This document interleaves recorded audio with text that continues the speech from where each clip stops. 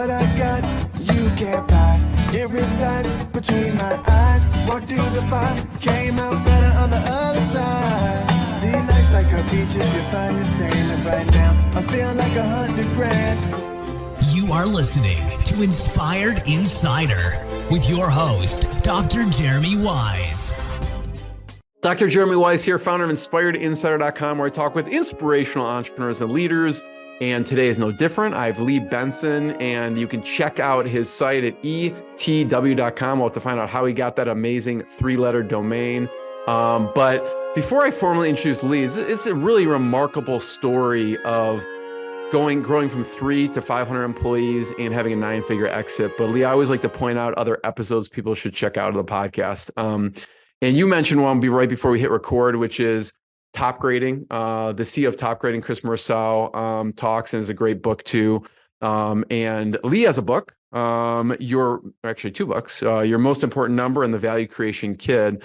But Top Grading, people kept mentioning that book. So I'm like, I got to have the people from the company on. And so that's a great one. How to Hire A players. Also in the spirit of Lee, what you did with your company and sold it, I had Maurice Navone of Mobileye, and he talked about how they were acquired by Intel for $15.3 billion. But the interesting part of the story was there were times in the journey where they had to sacrifice pay. He had to pull his kids out of any activities because they didn't have money for extracurriculars and no more eating out. And it wasn't always, the glory days, right? And they had to get through those tough times to get to the summit and eventually selling. So just remarkable journey there. So check out the one with Maurice Navone. It was really a pretty cool episode.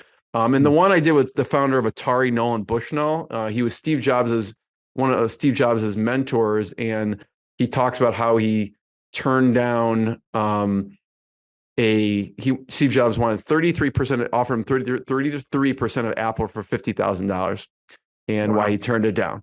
So that was interesting as well. But this episode is brought to you by Rise 25. At Rise 25, we help businesses give to and connect to their Dream 100 relationships and partnerships. And how do we do that? We actually help you run your podcast. We're an easy button for a company to launch and run a podcast. We do the strategy, accountability, and the full execution. So Lee, we call ourselves kind of the magic elves that work in the background to make it look easy for the host so they could just do the show and run their business. And for me, the number one thing in my life is relationships. I'm always looking at ways to give to my best relationships. I found no better way to do that than to profile the people and companies I most admire on this planet. And Lee and his books are one of those people. So if you've thought about podcasting, you should go to rise25.com. If you have questions, reach out. And I'm excited to introduce Lee Benson. He grew Able Aerospace from 3 to 500 employees, as I was saying, paid off the debt, and achieved a 9-figure exit. Remarkable story. His boss actually decided to shut down the business. And Lee took on the debt and kept running the company. I'm wondering what you saw. Because that's a risk. It's a risk starting company. And now you're taking on one that already has debt. And he founded, after he sold Able Aerospace to Textron Aviation, he committed to helping other leaders achieve similar results.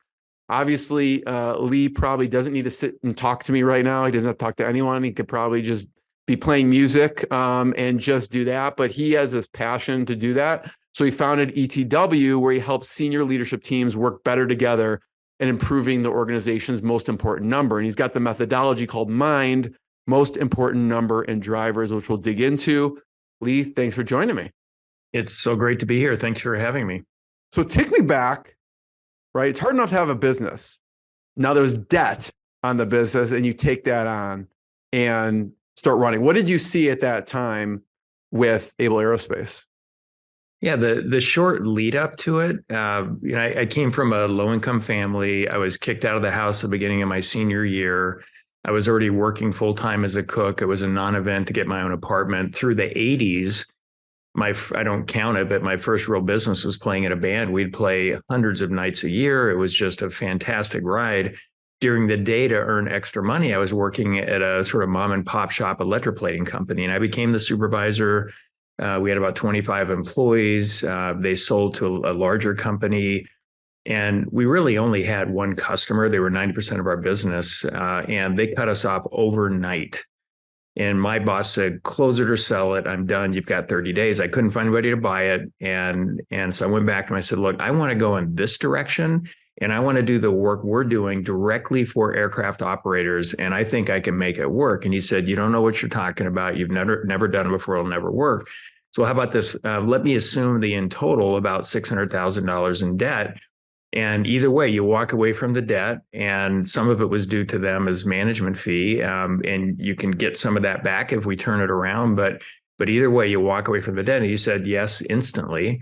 We had 3 employees that first year, and my perspective was, there's no way we're not going to make this work. Like, I just knew it would work, because I realized if you work really hard and struggle to get a capability, you can use that to create value. And I just trusted that process. That said, the first year, it felt like we were almost going to go out of business about 15 times. We did $360,000 in sales. It was myself and 2 other gentlemen. I couldn't afford to pay them the first year, but I gave them provisional equity. And they both did incredibly well when we exited in 2016. And then we just started, doubling. And then, we had, right before I sold it, the 15 years prior, we had a steady clip of 20% compounded annual growth on average going forward. So I was used to risk. I was used to being out there and floating. I'm still a big risk taker, but intelligent risk taker. I don't want to just, be stupid with the money, if you will. But I love that. The harder it is, the bigger opportunities for margins. We ended up being a wildly complicated business, where everything was special handling, and so many different roles and so many different sets of capabilities that people needed to be able to create value in the organization. And as a result, the gross profit margins were always in the 50, 60% range. And this is doing aircraft component repair and overhaul. So how old were you at that time, Lee, when you took over the company? Yeah, so what would that have been? I guess late 30s, something like that. Mid to late 30s, yeah. Were you still playing in the band at that point? Doing gigs or no? You were? Yeah. I was definitely playing. Actually, that time I was in a band that was playing most weekends. It was just a fun band. Yeah. I find the people in bands or musicians hustle. And they need to hustle to get gigs, and they need to do all those things, all the you have to do all the things, right? The marketing, you have to do the fulfillment. And I was mentioning before we hit record, Greg Roulette, who I had on, who I think he opened for Bone Thugs and Harmony, was a rapper, and he had to learn all the marketing and book the gigs, and there's a lot of moving pieces there. Yeah, that's true. Is that what you took into Able Aerospace, you think? Totally. And I just did the math. I guess I was 32 when I took over the company. But if you back all the way up, and I think about, I'm 6, 7 years old, and neighbor asked me unsolicited, would you pull weeds in my garden for 25 cents an hour? I'm like, sure. And back then you could buy 2 candy bars and have change. It was amazing. And then I said, well, this is a lot of work, but I love having the money. And then I started shoveling snow. I grew up in Spokane, Washington. I could get 50 cents to shovel snow off a driveway, and I could do 2 an hour. Why? I just fourfolded my money. Then I got a paper out, and then I was a dishwasher, busboy, a cook, and then the band in the 80s. It's how I made most of my money. So it's this whole sort of value creation struggle cycle, and it's how I articulate it today. I couldn't articulate it back then, but there's a capability I wanted. I would struggle to get the capability. It would build my confidence and self-esteem, and then I would use that to create value. And I just kept taking bigger next steps. And even ETW today, this is my 7th company that I've started from scratch. And I still think my value creation best days are to come. This is so much fun going that way. But once you get on this cycle, and I think it's important for kids to get on that value creation cycle, and I think it's really important for adults to embrace it too. Your confidence, your self-esteem, your belief in yourself, and your ability to do things, it just keeps elevating. Your internal fulfillment quotient or KPI, whatever you want to call it, can just continually grow throughout your entire life. I want to talk about some of the things you put in place along the way to grow, because I'm sure there were certain, milestones. But you mentioned the values and what you did as a kid, and you have a book, Value Creation Kid. What are Mhm. some of the things you talk about and you tell families? Yeah, the biggest thing to understand in from my view is that motivational nudges aren't really going to work for most. It will work for some kids, it'll work for some adults, but it doesn't work for most. So within companies that I work with, we put in an intentional operating methodology within which every team member creates value. And there's rules of engagement and all of that. And over time, everybody discovers um, sort of their value creation superpower, if you will, and they keep accelerating the value that they create. Well, the same thing applies inside a family. And so, how do you operationalize value creation within the family? And so, the rules of engagement and all of that, I think, are really important. And most parents will give them a book, take a class, talk about how to make money, manage money, save it, spend it, share it, et cetera. And they think, oh, they got it. And I would say, well, look, it might have taken you 20, 30, 40, 50 years to get it at your level. You can't explain wisdom and character into the kids. So in Value Creation Kid, my co-author Scott Donnell and I frame something we call the gravy stack method. And there's 4 really simple things that any family can do. And I'm super interested in low and middle income families because it makes up the vast majority of the population in the United States. The first piece of it is value creation. And value creation isn't just money. We put it in 3 big buckets. The first bucket is material value. The second bucket is emotional energy value. And the third bucket is spiritual value. So help kids discover, talk about these things and all that, but help them discover their value creation superpower. And I believe the scarcest commodity on the planet is actually emotional energy, positive emotional energy. And when that's running on 9 or 10, you can do just about anything and it supercharges everything. When it's running on 1 or 2, the smallest thing happens, you get a flat tire and it ruins your week. And so there's how you talk about value creation, how do we create value as a family? Then the second piece of it is house rules. So, what's everybody's job for the family? And we kind of outlined it in these 3 E's. What are the expectations? Like, what are you going to be doing? Et cetera. And as kids get older, the second E is what are the expenses that you'll be picking up? And then the 30 would be extra money. So we need to show them how to make extra money above and beyond their job for the family so they can start using it to cover some of these expenses. And then you build on that. And it's amazing how we can launch them. And this is totally how I did it, launch them into adulthood, financially competent and as independent as they choose to be. You can be that too. The third part is financial competency. So teaching them everything they need to know about all aspects of earning and saving and sharing and spending and investing money appropriately, age appropriate over time. And then the last one, which is the most important, and it's the one most adults miss within families, is healthy struggle. So, the title is Value Creation Kid, but the subtitle is the healthy struggles your children need to succeed. And so many parents tell me, I don't want my kids to struggle like I did, and I'm going to go out of my way to make sure they don't go without and they have everything.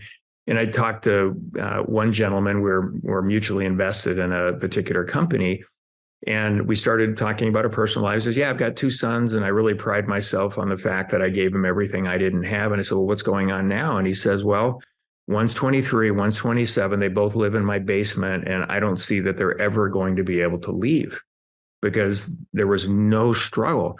So let's design healthy struggles for our children, and let's be okay when they're bouncing off the walls and having a little bit of difficulty with it. Love is unconditional. The support is unconditional.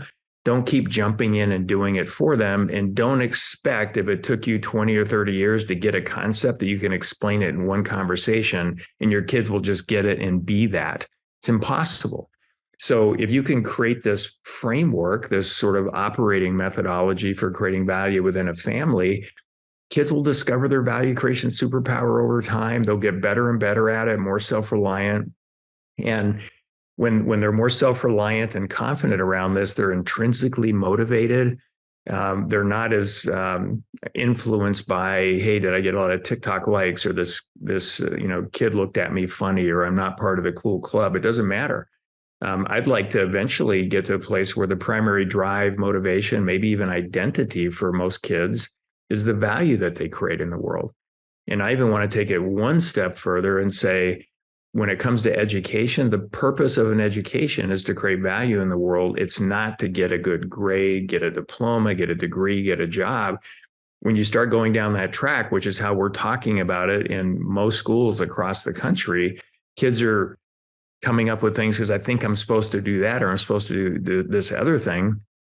If right out of the gate, they're getting this conversation in the home, they go to kindergarten and they talk about the purpose is to create value. Here's 3 macro buckets. How would you like to create value in the world? What do you think your value creation superpower is? Now, all of a sudden, why to learn is a lot more impactful. And then what to learn, the kids will have more say in that and developing that over time. And then how to learn becomes really interesting because we want to learn faster, and everybody learns a little bit to a lot of it different. Yeah, what would be an example of a healthy struggle that parents could, utilize, or is it just something that comes up naturally? Well, it's going to be age appropriate. So if your job for the family is to do your homework and become disciplined around that, some kids aren't as disciplined, some naturally are, but a lot of them have to work up to it. So there's a healthy struggle there to get to a place where you have the discipline to do the work, understand the time it's going to take. You've got time management in there. So figuring that out, that's a healthy struggle. And rather than waiting for it not to work, why not? And we outline this in the book. Why not have boot camps in the kid for the family? So here's a number of skills that you'll need. How do you greet somebody? How do you go to the airport? How do you get a ride home from the airport? How do you really do anything, any skill, even making the bed as kids are young and learning how to do that? Well, we have a little class. Maybe we have a daddy boot camp, a mommy boot camp, and there's things that they do with the kids. So you're learning these skills, and there's going to be a little bit to a lot of struggle around all of those things. And the goal when you're designing healthy struggles for your children is start where they're at, take a step forward with that struggle. Don't make it too easy. It's a little bit stretched, but don't make it so far out there that they just can't take that next step. And then you just build on it over time. And I believe once they get on that track, they won't want to get off, and they'll be intrinsically motivated and driving towards it. And again, creating value isn't just money. It's spiritual, it's emotional. I'm into music, and I really like playing guitar. And for those out there that write songs that positively uplift people, and sometimes, a billion people on the planet will hear it and feel better afterwards. They just elevated positive emotional energy in the biggest possible way. What a great way to create value out there.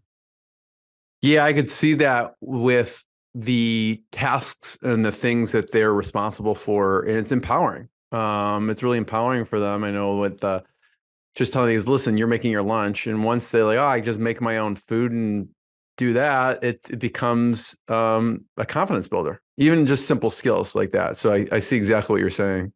Doing your own laundry, all of it. We have examples of families where the parents would say, we can't get our son to do anything we ask our son to do. And so we lay out the gravy stack method, and we'll have what we call action gigs and brain gigs. So an action gig is something you do like wash the car for extra money. A brain gig, learn this, prove that you can apply it appropriately, successfully, and that you can get extra money for that too. They laid all of this out, how much they'll pay for each one of them, and their son just blew through all of it. Like it just was a super motivator.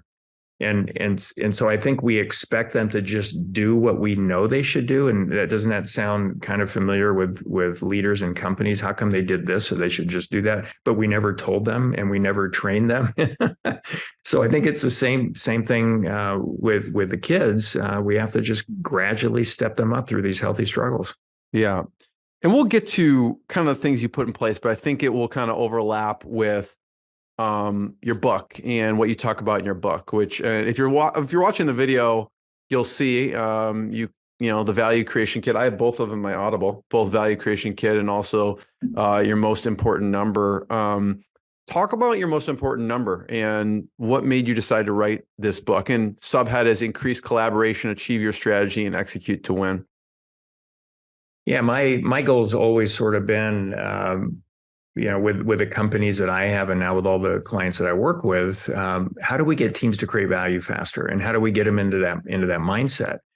And there were so many evolutionary steps in my thinking and my approach as I was building different companies. In particular, Able Aerospace, it was the biggest one of the companies that I built. I learned that traditional goal setting doesn't stand the test of time. And if you ask everybody to create their own goals, get it approved by their manager, rinse and repeat, and every quarter, every 6 months, and go through it, when you go audit those goals, 90% or more of them just aren't very thoughtful. And I know a lot of folks out there that use OKRs, scaling up, EOS, 40X. There's a lot of popular systems. And I asked them, in fact, I talked to a gentleman last night. He says, yeah, we use OKRs. We've been doing it for years. And I said, the challenge with OKRs, and it goes back to, traditional goal setting doesn't stand the test of time. When I asked the senior leaders to explain OKRs to me, or objectives and key results, they have a hard time, most of them, explaining it. And then when you get down 1 or 2 levels in the organization, they're completely lost. So my question is, what are you doing? You're making process more important than what is most important. So what I learned is that teams like to operate a lot like playing a sport. What's the one number that says your team is winning or losing the game over all other numbers? And there's another characteristic here.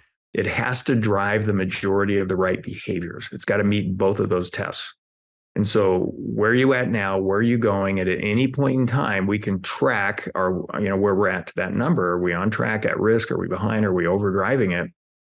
And it's a really interesting discussion that each team has to come up with. And we have clients from 4 employees to 40,000 employees, and every team has a most important number, and they have drivers and other elements that we'll get into. But the team comes up with their most important number, and HR is typically the most interesting in terms of how we have the discussion. And it's probably one of the best, if not the best, examples. So HR would say 98% of the time when I talk to a new team, well, it's got to be retention or it's got to be engagement. I said, okay, well, let's play that out because it needs to drive the majority of the right behaviors. You hire me to run HR, you make retention my most important number.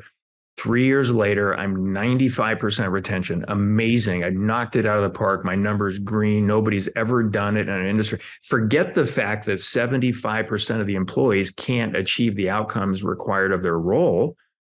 So I didn't drive all the right behavior. So a better, most important number for HR would be the percentage of seats filled with capable people.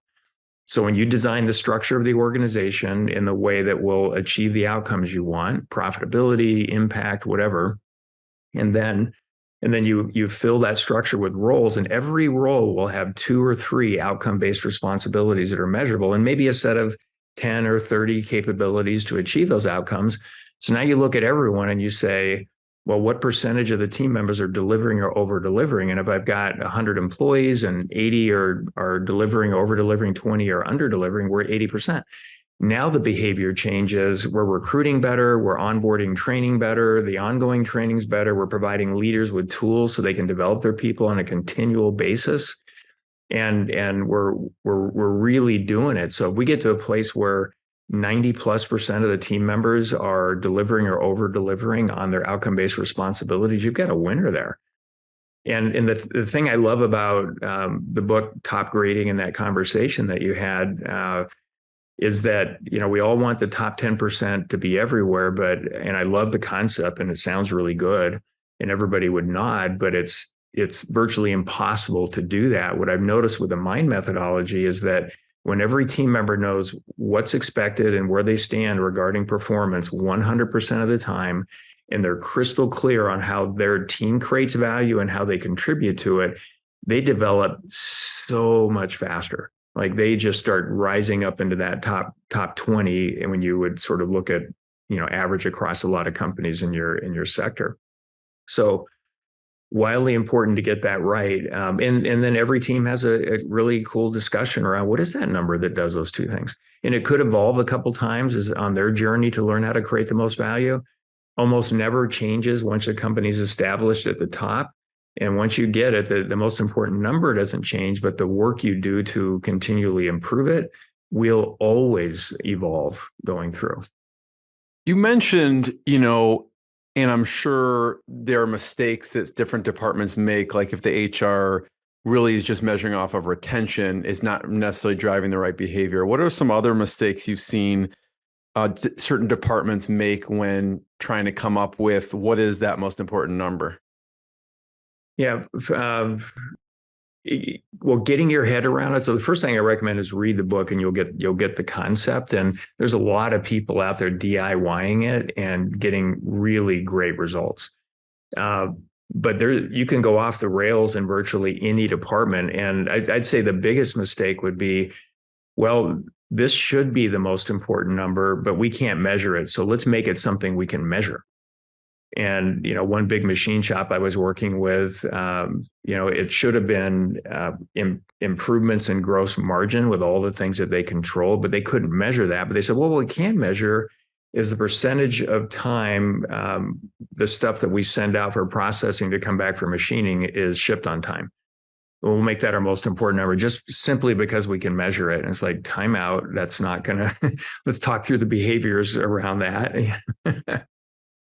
So I would say that's it. And there's a lot of other typical big misses. Finance, for example, whether you got a CFO, controller, maybe you've only got 50 employees, maybe you have 10,000 employees.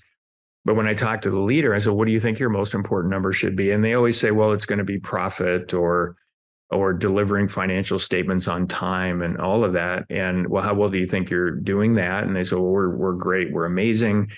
And I look at the reports, and often, I can spend 4 hours reading through this stuff, and I can connect all the dots. And I go to the senior leadership team and ask the question, how are you using this information to make better decisions to improve your most important number, profitability of the company, whatever it is?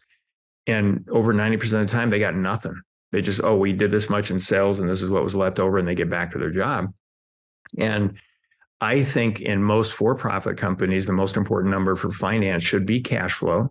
And their job is to educate every leader at every level, even frontline working supervisors, to help them discover, not tell them, but help them discover the 2, 3, 4, 6 numbers that they can leverage to make much better decisions around to improve profitability of things and cash flow, going forward. So a lot of these, financial teams will just be so proud of their work, but they're not looking at, well, how are we enabling everybody to make better decisions to improve profitability and cash flow? And they need to kind of flip that on its head. And I could just go one to the next. You got supply chain, you have sales, you have marketing. It's such an amazing conversation to have. It's not about the activity. It's not about admiring your work. It's about creating value faster and how you fit in with the rest of the organization. And we were talking before we hit record about that is a major thing that you think about and that you help people with, which is creating value faster. And you talk about some rules of engagement with that. The concept there is that we need to create the conditions from which everyone creates value. So whether it's within a family and the point of the value creation kid book, or it's in a for-profit, nonprofit, government organization, what are the rules of engagement? What's the system? What's the intentional way that we've all agreed we're going to create value? And a lot of leaders that I talk to, and I'm sure you've seen this, they'll say, hey, here's this thing that's going to be so good for the organization, and the CEO or the senior leader is very excited about it. And it might have taken them 20 years to figure it out, like really get it. Oh my gosh, I get it now. And the team doesn't get it immediately. And they go, they don't get that, they'll never get it. And I was like, oh my gosh, if it took you 10 years to get it, can we at least give them 10 minutes?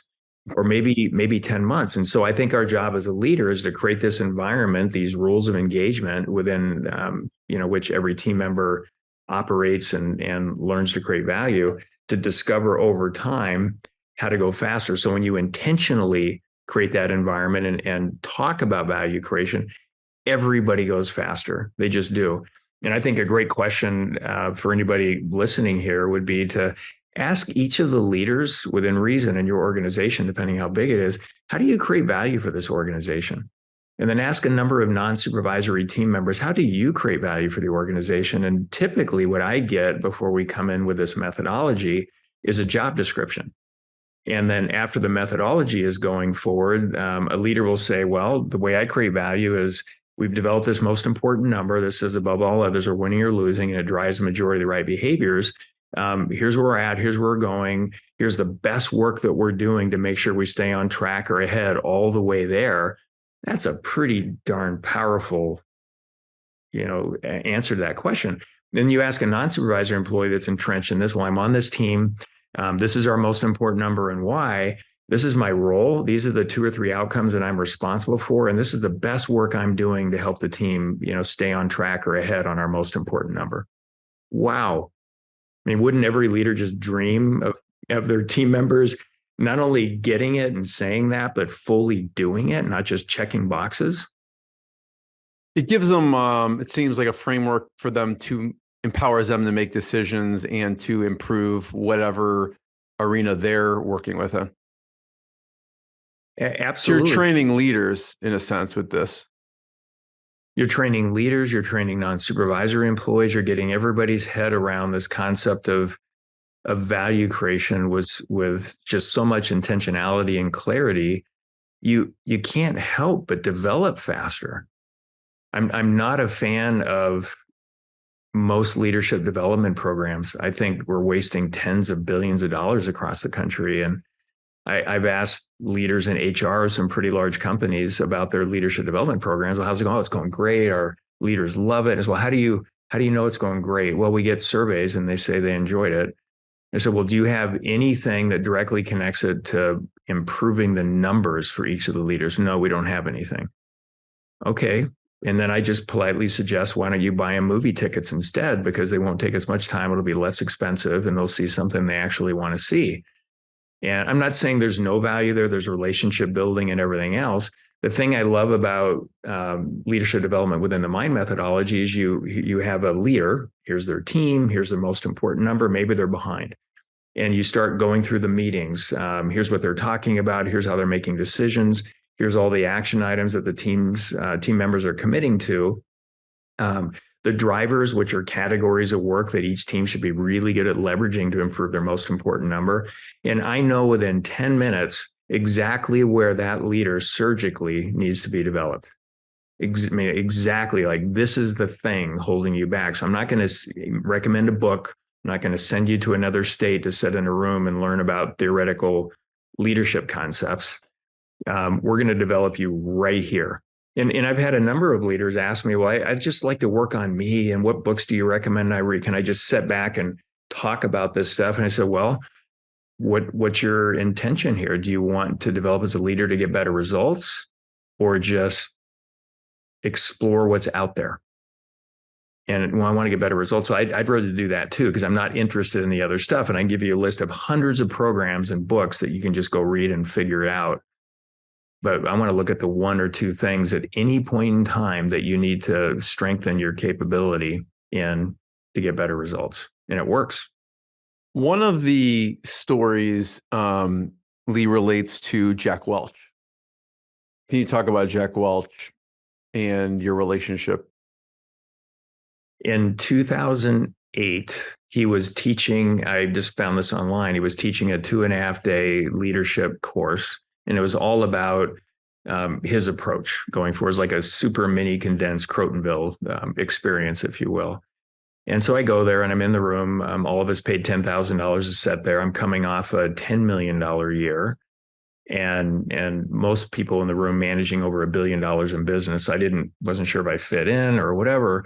But on day one, I'm sitting right up front at a table and the podium is like right there. And he says, okay, we want to do an exercise, discuss it amongst yourself, but then somebody report out what's your mission and supporting values, because that's really important to me. And I want to have that discussion. So we talked amongst the table. Nobody knew their stuff. One person knew part of a mission, one knew a couple of values. And I said, well, for me, it's in my bones. Like we live and breathe this every day, connecting culture to financial results and creating value. That's the most important thing that we do. So I'll go. Calls on our table first. He says, okay, what's your mission? And I said, well, and I'll give you a short version, but our mission is to safely reduce aircraft operating costs. And it was meant to tell customers why they should do business with us and why every employee gets a paycheck. Because if we don't create that value for them, then our jobs are in jeopardy. He goes, that's great. What are your values? And I said, well, gosh, I threw values out of that time about 9 years earlier because I had a set of values. The top was integrity. And 9 years earlier, we had 70 employees. And I asked 10 of them, how are you applying integrity to make the organization measurably better? And I got 10 crazy answers that told me I've completely wasted my time, but I have beautiful wallpaper around the facility with this stuff on it. It's so great, right? So I said, well, we had a mission that was a lot more intentional. What can we do with values? And I said, we wanted a set of behaviors, not values, that would create the conditions where at any point in time, 50% or more of our team members are behaving and performing as good or better than the top 10% of our strongest, most admired competitors. If we can do that, we win.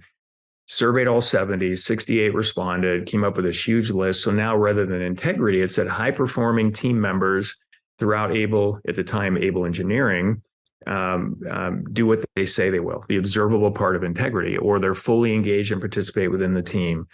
They treat company resources as their own. They present and pursue permanent solutions as opposed to dwelling on problems.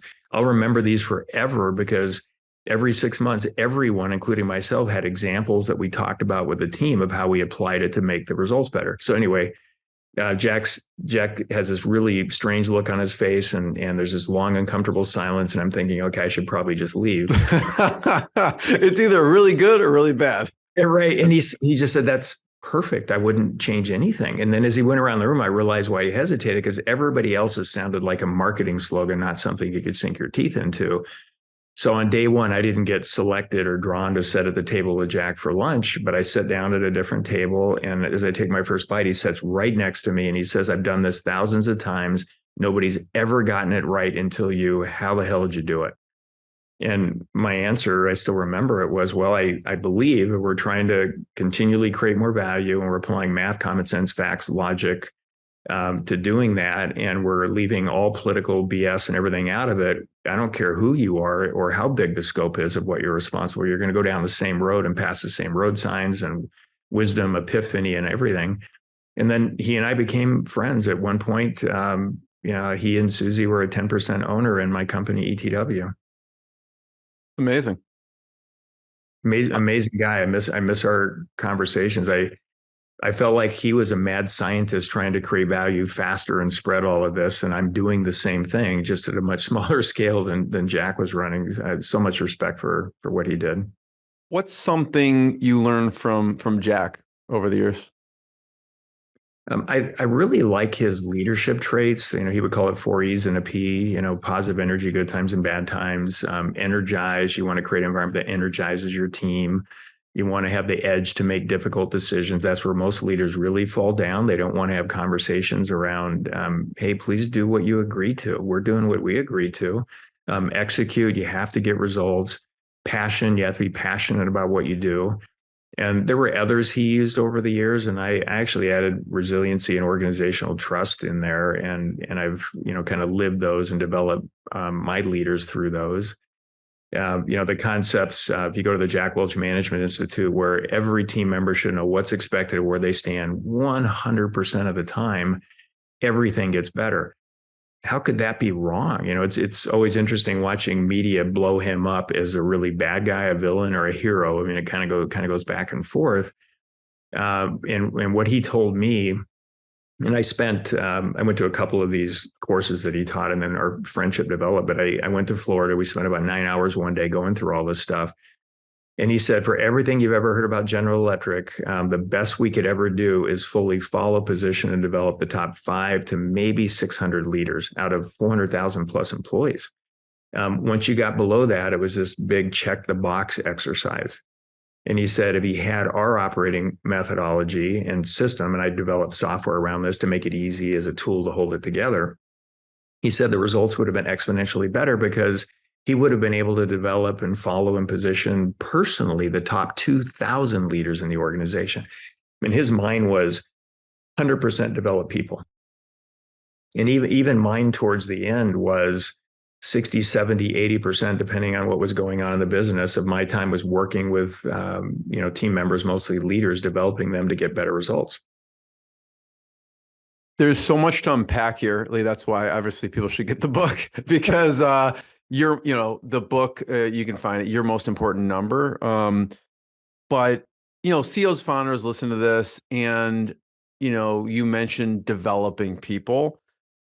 Where should a founder, CEO listening start? Maybe they're reading different books. Maybe they've tried to apply different methodologies. Where should they start? Or at least, let's say they get Your Most Important Number. What chapter should they flip through to go, listen, my most important thing that I want to do is develop people? Yeah, I wanted to make it an easy read. The audio book, I do 25-minute interviews after each chapter just for more background and insights. And if you make it all the way to the end, right at the end of the audio recording, which I did here in my music studio, I do an impromptu 3-minute guitar solo. So that's there all the way at the end.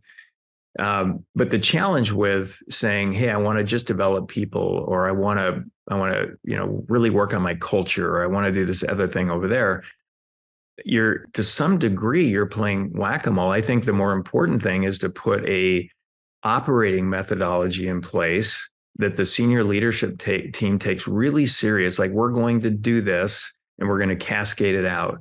The MIND methodology is elegant. It's simple, so easy to understand, so easy to scale to the front line, and take that serious. And then within it, once you've got this infrastructure set up, this operating methodology, it's easy to enhance all the pieces of it, the leadership development piece of it. Because if you're going to do leadership development, if you don't have the foundation of every team has a most important number, every leader's clear on how they create value, the ability to see the best work they're doing to improve it, where do you develop them? You read a book and now you want everybody to read it and have a discussion and then get back to work. And they're usually anxious because they've got so much to do. What are we sitting in this conference room for right now? So this foundational operating methodology, I think, is by far the most important thing to do. And the book's a quick read. It's not that long of a listen to get through it. So it would get your head around being able to do that. And then from there you build. And we have T-shirts here at ETW that say, do less better. So don't try to do 500 things. What are the 2 or 3 fundamental things that you're not doing nearly as well as you should? And lean in and do it. And sometimes the easiest things to look at are by far the hardest to do really well. And I know, Lee, for you help a lot of different types of companies, right? There's manufacturers, nonprofit, there's marketing, there's legal, there's financial. Just talk about for a second, so people can understand a little bit about how it works to work with you. And I showed the website, ETW, you can check it out, etw.com. But I don't know if it'd be better to talk about a small manufacturing example or a marketing company example. Which one should we walk through? Yeah, there's so many examples in the for-profit and nonprofit world where the results accelerated quickly. There's a small manufacturing company that was making about $250,000 a month in profit, which is a nice solid profit, but they were stuck there for 3 years. And after 15 months, we got it to $1.25 million a month in profit. Who wouldn't like that? It just worked. And it was just so much fun watching everybody and all the teams just energize and surround those results. A local nonprofit, part of the Maricopa County hospital network. And they were sort of sleepy in my view, and a lot of years never quite hitting $2 million in revenue to have their desired impact. And the first year was over 4 million, then it jumped to 12 million, then it jumped to 20 million. And we didn't go in and give them money. We just changed how they thought about it and how they connected with people. So it's back to, there's no silver bullet. You actually have to do the work, but do the work within an agreed upon way or operating methodology of creating value. Can you, in the small manufacturing example, what's an example of one or two things that they started to implement? I mean, obviously you can't go through everything. Going from 250 a month to 1.25 million a month is tremendous growth. What were a few of their ahas throughout the process? Well, structurally, they did most of the manufacturing in-house. They did some of the special processing, but they would outsource heat treating. They had marketing, they had sales, did supply chain and all of it. And there were issues everywhere. And when I asked the question, what's the total addressable market? They didn't have an answer for that. And so shoring up marketing, shoring up sales, shoring up operations. So we're just scouring through getting all the efficiencies. They were designing, new products. Why are we developing these 15 things when this one thing we're not developing has more market potential, sales potential for us than these 15 together? So we started racking and stacking projects by ROI. Wasn't one thing, it was like everything kind of all at once. And for me, it's so much fun to watch this. And then you get leaders running with this stuff. And unfortunately, some of the leaders weren't capable of thinking this way yet. I personally believe everybody can get there, but sometimes you don't have 2, 3, or 4 years to wait. And so you have to move them into some area where they can truly create value, so their self-esteem is protected, and get a leader that can run with it for a particular function. But it was literally everything. It was how they set strategy. It was sales, market. It was everything. How do companies engage with you? So we're at ETW.com. Going to the My methodology, what are the ways people work with you? Yeah, there's really 3 things when you go to ETW.com. There's the book, which is a great place to start to see if it resonates. I actually run personally, and I've certified a number of folks to do this, but I personally run CEO mastermind groups that use the methodology. I limit it to 8 leaders, and we know what winning looks like at the end of this year, the following year, what the most important number is for each of the CEOs in the group. What are the drivers they can leverage to improve what's most important? In our perspective is we want to keep every leader on the leading edge of that critical point where they need to be to create the most value next for their organizations. And we think about every member like this is a conglomerate. We've invested over half our retirement money into it, and we want a good return. So that influences our questions, what we want to see happening. How do we feel about it? And the results are crazy good. It's not like, and there's value in most groups, but it's not like Vistage or YPO or EO and a lot of these others. Totally different format. And I've been part of groups like that with overlap for over 40 years. And this is just so much more focused. So I do that. I'm probably going to set up one more virtual group this year. So if anybody listening is interested in that, reach out. Second part is we have internal consultants and quite a number of externally certified consultants to help you implement the MIND methodology in your organization. So we can go through that. And then we have, I guess the third thing would just be the book on there. So those are the 3 things. So when I'm on here, is a leadership forum, and there's Jumpstart and Comprehensive. Is a Comprehensive having someone help implement? Yes, going forward. Yeah, and you can sign up for our leadership forum. You get our content. You get all of that. The Jumpstart is, hey, we think we can do this. We want a little help up front. And so great. We'll do a 6-week, 1 month to 6 weeks. Typically it's 6 weeks, Jumpstart, a quick start. And then if you want comprehensive, it's a 12-month program where we're with you for 8 weekly meetings and at least once a month for the remainder of a year, plus training and configuration and everything else in between. And the single biggest failure point when it doesn't work, which is not very often, is when the senior team doesn't take it serious. Well, if I were to do this, I'd want FaceTime with this specific team member, Foxy, because that one looks like the most, the cutest out of everyone. Our chief chewing officer. Yeah. Exactly. I'm her favorite chew toy for some reason. For, Lee, when you sold, was there anything, how quickly did you get right back into the trenches? And you're just like, or did you take a break? What was your thought process after you sold? Well, I was already, I'd already started ETW. So I just turned the page and ran. And I didn't even want to sell the company. It would have been an equally good, if not better option keeping it. We were doing so well, growing so fast. My lifestyle hasn't changed at all from before I sold it to after I sold it.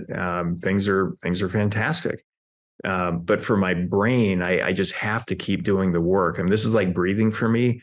And I talk to a lot of leaders. I just want a big exit and I can go, sit on the beach or do whatever they want. Like, that's not even close to interesting to me. It's like, I need to be in the mix here and keep my brain going.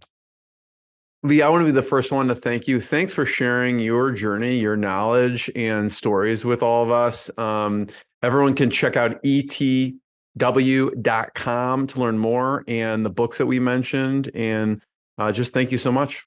Thanks, everyone. Thanks, Lee. This was great. Thank you so much.